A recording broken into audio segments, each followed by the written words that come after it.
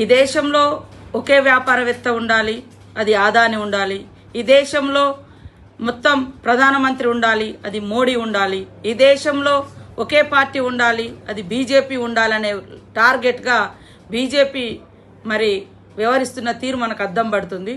మా పార్టీ తరఫున LOP leader Rahul Gandhi గారు ప్రతినిత్యం ప్రజల కోసం, అట్టడుగు వర్గాల సంక్షేమం కోసం, ఈ దేశ భవిష్యత్తు, ఈ దేశ హక్కులు, ఈ దేశ అస్తిత్వం, దేశ ప్రతి ఒక్క పౌరుని యొక్క మరి డెమోక్రసీ ఇవన్నీ కూడా రాజ్యాంగంలో ఉన్నాయి. ఇది కాపాడుకోవాలి అని అంబేద్కర్ గారిని పదే పదే గుర్తు చేస్తూ అంబేద్కర్ రచించిన రాజ్యాంగం దాన్ని పార్లమెంట్లో ప్రవేశపెట్టి ఆనాడు నెహ్రూ గారు చట్టబద్ధత కల్పించి ఈ భారతదేశాన్ని ప్రపంచంలోనే అత్యున్నతమైనటువంటి డెమోక్రటిక్ స్టేట్గా, అదేవిధంగా బ్యూటీ ఆఫ్ గ్రేట్ కాన్స్టిట్యూషన్ ఉన్నటువంటి దేశంగా ఇవాళ ఉనికిలోకి తీసుకొస్తే సహించలేక మనుధర్మ శాస్త్రాన్ని పాటించే బీజేపీ పార్టీ ఇవాళ మనుధర్మ శాస్త్రం అంటే మరి అట్టడుగు వర్గాలకు చదువు దూరం చేయబడ్డది, అంటరానితనం తీసుకురాబడ్డది, మహిళలను అణచివేసినటువంటి సంస్కృతి, వర్ణ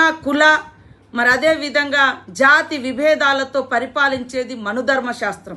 సమానత్వం, ఆడ మగ సమానులే, బీద బిక్కి అందరు సమానులే, అసమానతకు గురవుతున్నటువంటి అట్టడుగు వర్గాలకు, కులాలకు మరి అత్యధిక ప్రాధాన్యతనిచ్చి ఈ సమాజంలో అంతరాలు లేనటువంటి మరి ప్రోగ్రెస్ని తీసుకురావడం కోసం భారత రాజ్యాంగాన్ని రచించినటువంటి మహనీయుణ్ణి తలుస్తే ఇవాళ అమిత్ షా గారి యొక్క అహంకారము మరి పడగ విప్పి బుసగొట్టింది.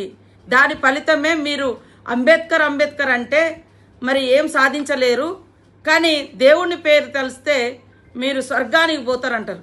అది కూడా మీరు చెప్పే దేవుణ్ణే తలవాలి, మాకంటూ వేరే దేవుళ్ళు లేవు. ఈరోజు ఈ 75 సంవత్సరాల కాలంలో మాకంటూ ఉన్నటువంటి దేవుళ్ళు మా జీవితాలలో విద్యాపరంగా, ఉద్యోగపరంగా మరి ఈ దేశంలో ఒకే వ్యాపారవేత్త ఉండాలి, అది అదానీ ఉండాలి. ఈ దేశంలో మొత్తం ప్రధానమంత్రి ఉండాలి, అది మోడీ ఉండాలి. ఈ దేశంలో ఒకే పార్టీ ఉండాలి, అది బీజేపీ ఉండాలనే టార్గెట్గా బీజేపీ మరి వ్యవహరిస్తున్న తీరు మనకు అద్దం పడుతుంది.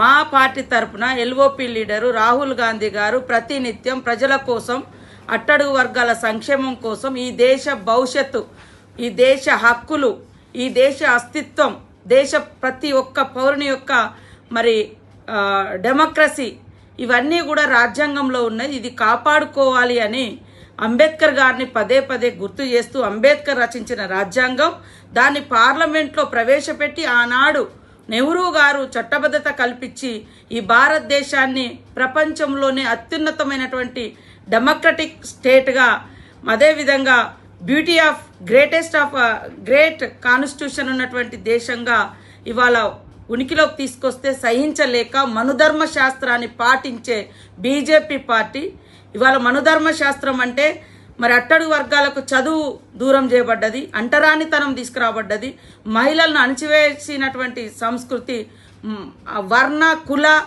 మరి అదే విధంగా జాతి విభేదాలతో పరిపాలించేది మనుధర్మ శాస్త్రం.